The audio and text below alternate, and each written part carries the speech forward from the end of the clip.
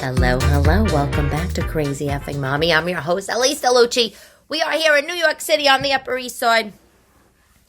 I just started recording this podcast. My daughter came in looking for a pen. Wouldn't leave. I had to re-record. Okay? Re-record. Luckily, I was only a couple seconds in. Anywho, we haven't spoke before Christmas, Hanukkah, so hope you had a nice Christmas, hope you had a nice Hanukkah. Well, at the time of this recording, it's not quite New Year's.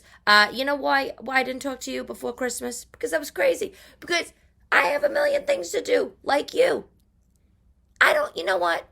Like, we have Elf on the shelf, there's Snoop on the stoop. Why isn't there an effing elf for the mother? To remind her to, like, hurry her shit up all throughout the month of December. I have this mom fantasy, and every year I have the same fantasy. It's like, by November, I'm going to have all my Christmas presents wrapped and labeled, bowed, stored nicely, organized in a box. Never happens! Never happened. You know what happened? Christmas Eve comes around, and it's like I'm the mad rapper. I can't take it, okay? I can't take it. And then, of course, the 26th, I'm just dead to the world. Actually, that's not entirely true. I refuse, on Christmas Day, on the 25th, I refuse to go to sleep that night until my house is clean. I'm not saying, like, there can't be presents, like unwrapped presents or wrapped presents under the tree. You know, my kids have, right now I'm looking, they have a lot of dolls, like, you know, rainbow high dolls. That's all the rage for them. They have all these dolls underneath the tree. I'm not saying there can't be presents under the tree. I'm saying I just can't have shit around. I won't even go to church. I won't leave my house on Christmas Day, even in the morning, if there's wrappers all over the place. But when it comes time for nighttime, Christmas Day, and we're home and the kids are sleeping, I will stay up making sure that this house is cleaned. Because my worst nightmare, waking up on the 26th and having a messy house, is something I just can't. I know, I'm a mom with young kids. I have friends that keep presents out till Valentine's Day. Wrappings, tape balls. I mean, what are you doing? My best friend Stephanie, I love her. But sometimes she tells me she doesn't take her tree down till March. What the hell are you doing? Throw it out. I just can't. I can't. Okay, fact of the day. Wally Amos. He's the founder of Famous Amos. Remember Famous Amos? The cookies? I don't know if you had Famous Amos in school. When I was at school, we had two types of cookies. Linden cookies, which were like a chocolate chip, or a butter cookie. 2 packs, choice of 2 packs. Sometimes they would have Famous Amos cookies. Famous Amos were like $1.25, I remember. And like the Linden cookies were like 50 cents or something. So all the kids, they got the Linden cookies. But it's based on a real man. So Wally Amos is the founder. He got his cookie recipe from his Aunt Della when he was 12 years old. He was baking with her. This is not why I am sharing this with you.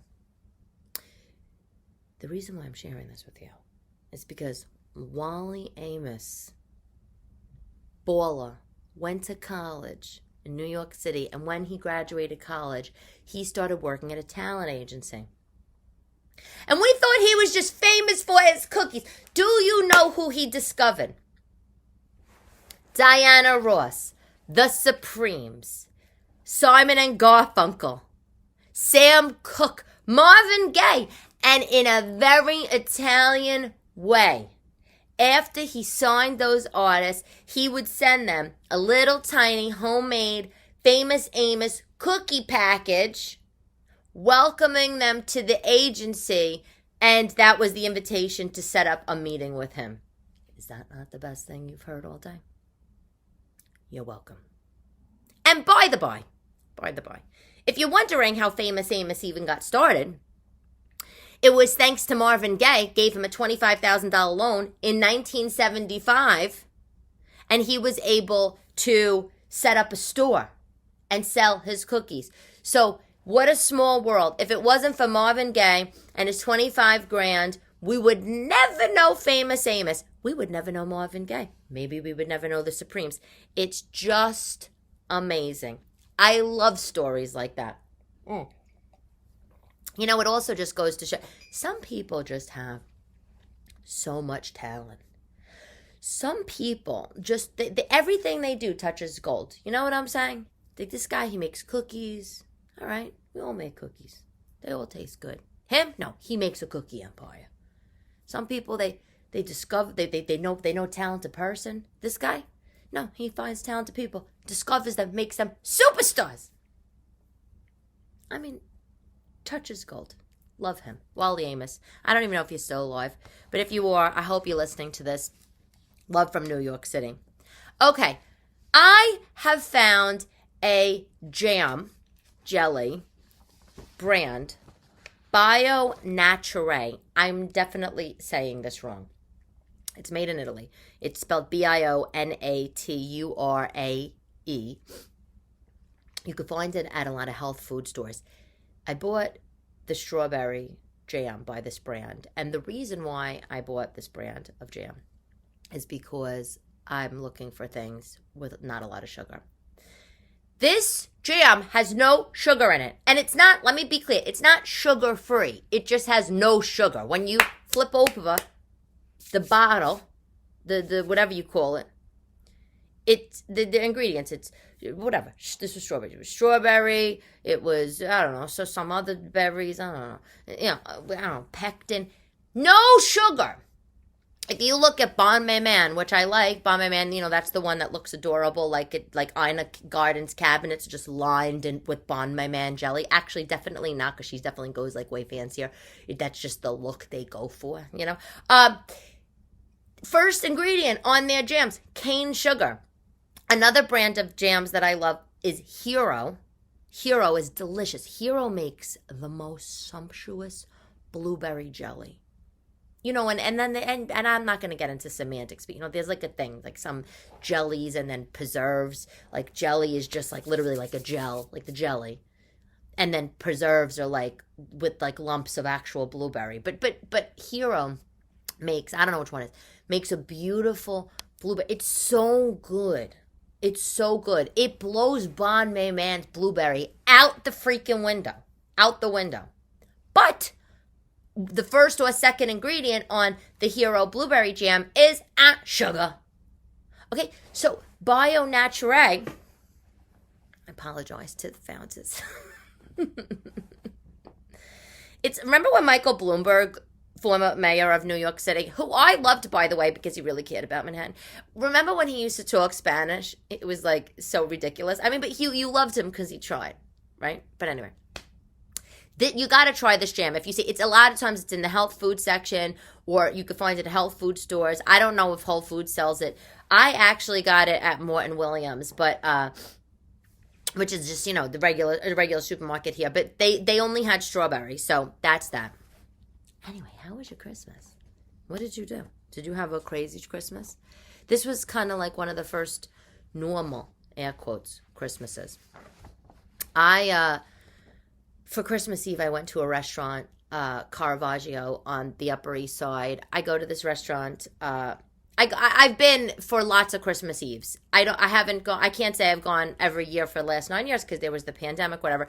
For whatever reason, growing up, my grandmother on my father's side, my Nini, that's what we called her. I had a Nini, a Nani, a Nonna, and a Nana. Hello, Italian-American family. That was what my grandmothers were called.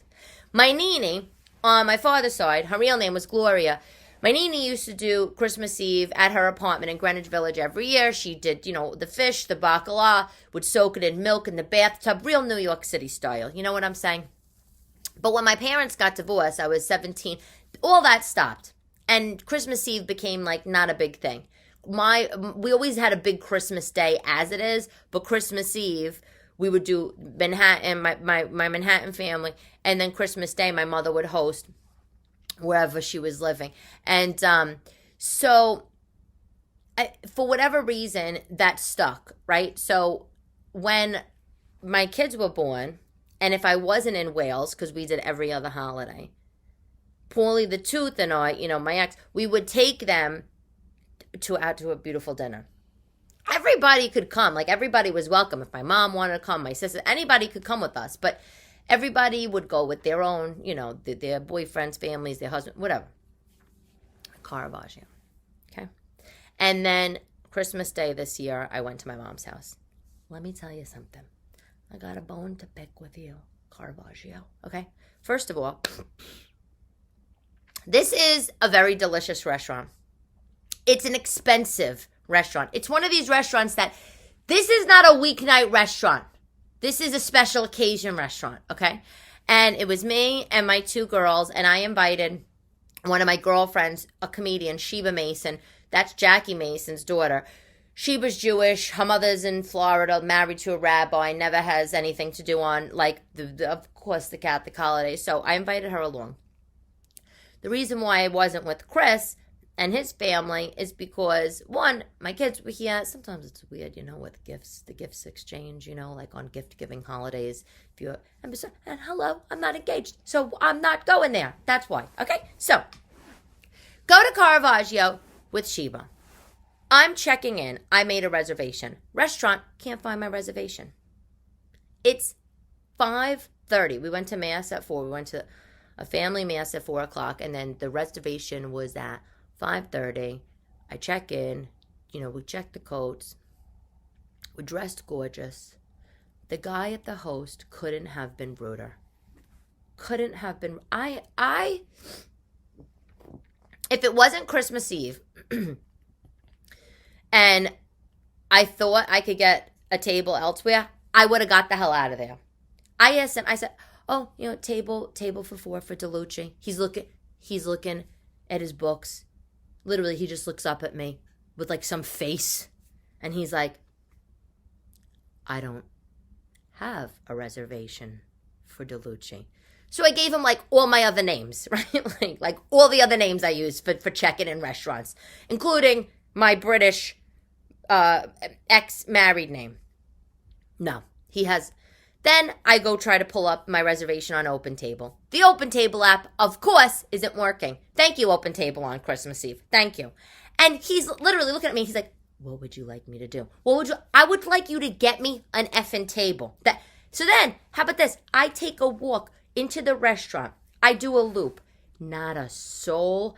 I'm so angry right now. I'm like literally gripping the arm of my director's chair as I'm telling the story. Not a soul sitting down eating dinner yet. We were the first dining guests there. Okay? I said, you don't have not one table?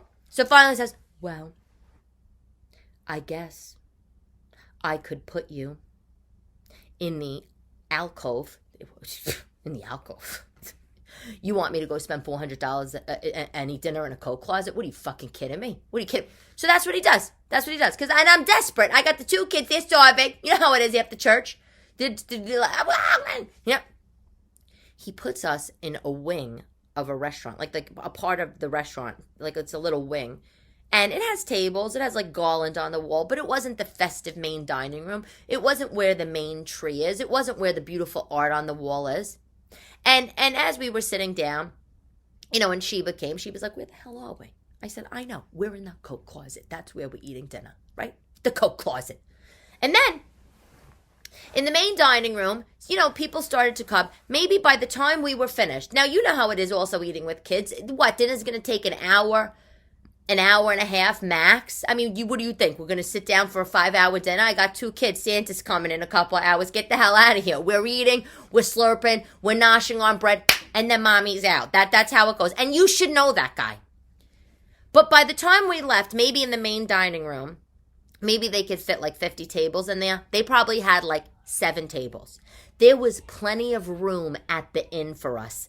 The guy who owns Caravaggio. I think his name is Giuseppe Bruno. And I want to tell you something. Your food at this restaurant is so delicious. The food is, oh my God, from heaven. I had a seafood salad. I had a whole wheat fettuccine with black truffles and crab meat, which maybe doesn't sound good. It was outrageous. On the table, they put the long breadsticks. I love that. I love a long, thin breadstick. You know, and the kind that are like salty and like they crumble in your mouth, like not like the cheap kind, you know. And they made my kids Shirley Temples with almost like not only a cherry, like a grenadine, like also like a lemonade and a Sprite. Everything is so good. And I had an espresso martini, which by the way doesn't rival the espresso martini at Felice, which is another restaurant downtown, or well, they have a bunch, but another restaurant that I like. Everything at this place was delicious, except the service. I was treated like a peasant. This way that I was treated has not been the first time. Another time I went to this restaurant, I was with Chris and the girls, and this was a couple of years ago, and Chris doesn't drink, and I have, the occasional cocktail, but that night, for whatever, I wasn't having a drink. And when we sat down, the lady said, what kind of water? We had sparkling water. And then, so do you want a cocktail? No, we don't drink. And she made a face, walked away. And then the kids shared a plate of macaroni because they're babies, which I asked them to split. They had a problem with that. And then we ordered whatever we ordered. And I actually think that time we didn't have dessert there because probably one of the kids were fussy or whatever, but not the best service. You know what? A bunch of plutocrats go to that restaurant. You know what a plutocrat? Somebody's power comes from the fact that they have money, okay?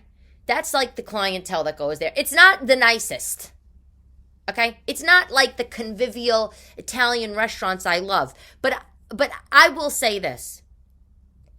As having a boyfriend that owns a business, and Chris has owned he used to own an Italian restaurant in Manhattan for 10 years.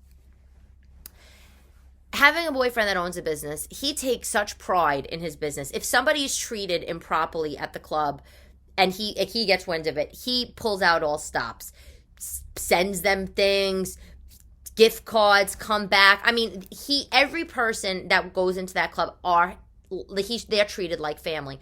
I am not saying that it should be when you hear your family Olive Garden style at Caravaggio, but the least you could do is when you see a single mother, dressed, by the way, to the nines in a fox fur hat and a sable coat, just saying, on Christmas Eve with her two gorgeous daughters that are dressed in faux Chanel-esque kind of dresses. The least you could do is treat us decently, okay? Make us feel welcomed. But you didn't. And the last thing, let me just say, the last thing I want to just add to the story. And by the way, of course I didn't plan on talking about this. The last thing I want to say was when the waitress helped us, I said to her, she said, oh, is everything okay? I said, yeah, it's fine. I said, it's fine now that we're sitting. I said, it's not fine that I'm sitting in a coat closet. I said, but the thing is, my friends and I, we're just throwing it out there. Like, we're public people. We're stand-up comedians, I don't know. I just think that maybe if you have people that are, in the public eye, maybe you should, treat them a little nicer. Just a thought. What did she say? What? She was like, Yeah, she wasn't going to say anything. It was your host that was a rude asshole, and he's tall, and he's gangly, and he wears a suit that looks like it comes from Men's Warehouse, and shame on you, okay? Shame on you. I honestly, I was so mad. The Vogue design editor, Hamish Bowles. Okay, people, he's very fabulous, Hamish Bowles. He's selling his apartment on East 9th Street if you want to take a look at it. It was photographed lots of times in Vogue through the years. To give you an idea of the prices on this, 1,400 square foot. It's a one-bedroom apartment. I think it has 2 bathrooms, and I think you could probably eke out a second bedroom in there. But he has it designed, so it's 1,400 square feet. So of course you can eke out like 10 more bedrooms in there. Who are we kidding? It's on the market, $2.9 million. That's right. Just if you were wondering about the real estate prices and is it getting cheaper. That is a famed apartment, though. That's a famed apartment because he has it decorated so stunning. I mean, you have to like the style. If your style is mid-century modern or maybe very, simple, like Kim K, like her house. She's not simple, but, the Kanye effect. Like the sands and clays and pewters and creams and white. Like, if that's your style, you're not going to like Hamish. I love it. Ugh. If all the world was a stage and it existed in an apartment, it would be in Hamish Bowles' apartment. That's all I'm saying to you.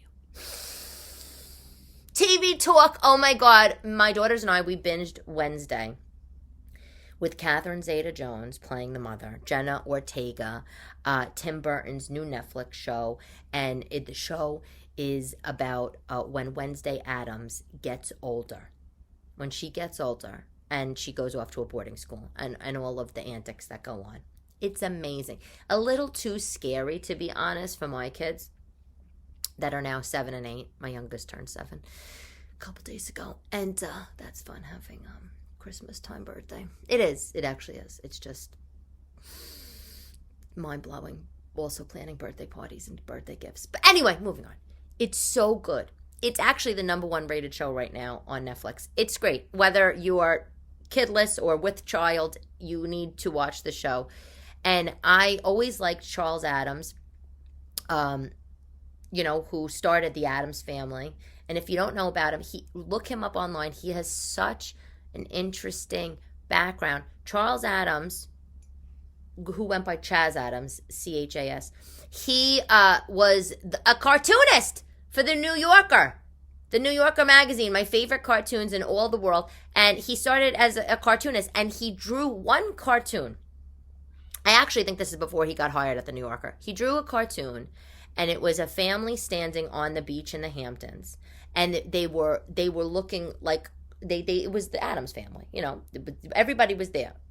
Lurch and Morticia and Gomez and Wednesday, the boy, everybody was all there, looking crazy, in gothic on the beach, and then everybody in the water or whatever, they were looking at this gothic looking family. That was the cartoon. He submitted it, and that was the end of that.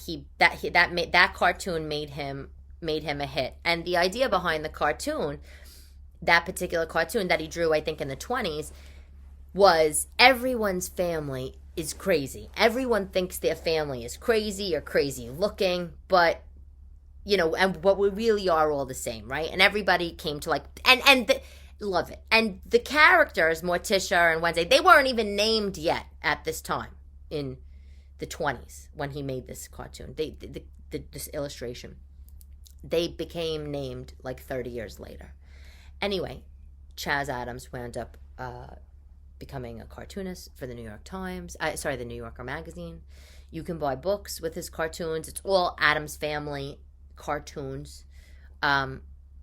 He's an interesting guy. He had a macabre sort of sense of humor. He was obsessed with death. I have books about him, and I have some postcard stack. I just always found him fascinating.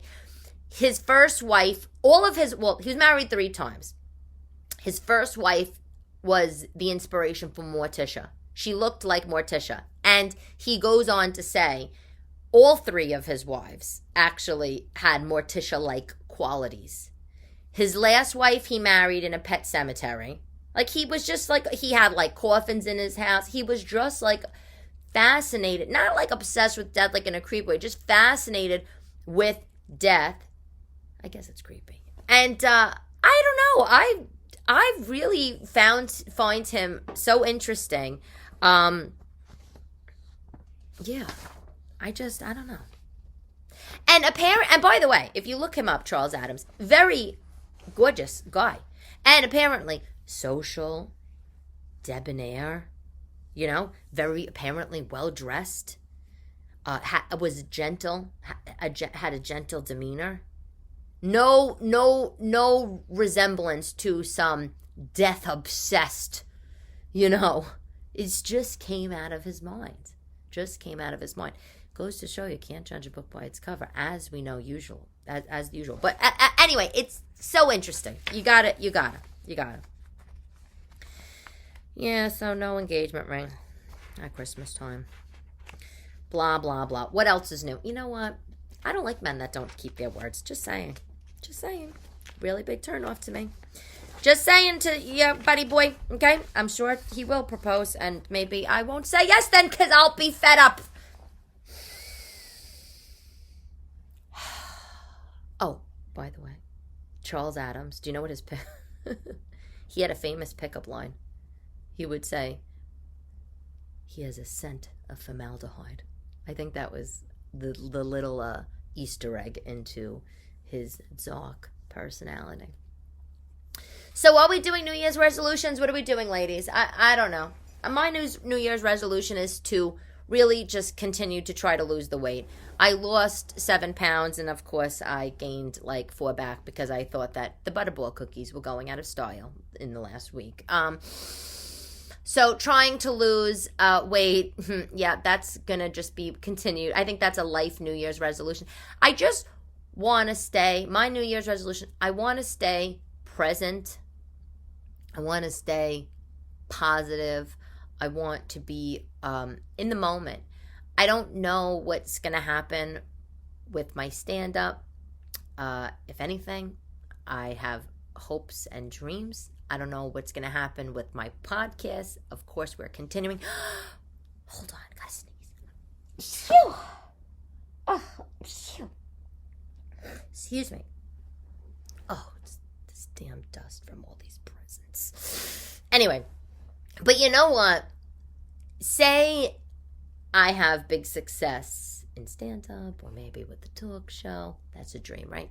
But I will look back on the days of me talking to you in my living room, half dressed, because I'm always just in tights and no pants when I'm doing this, by the way. And I want to make sure I'm just very present for everything. I want to make sure I'm very present. So I think that's my New Year's resolution. I don't know about yours, but I guess we should think about that. Okay. The product of, hold on. Okay, I don't even know the name. The product of the day, I asked my mother for it for Christmas, and she got it for me. Shocking. I think it's called Flippy. It's basically an iPad pillow for your bed. I actually have it right next to me, and I can't see the brand. Oh, this is so annoying that I can't lean over and grab it and look at the brand. It's on Amazon. If you type in leopard iPad pillow, it'll come up, and I think it's called Flippy.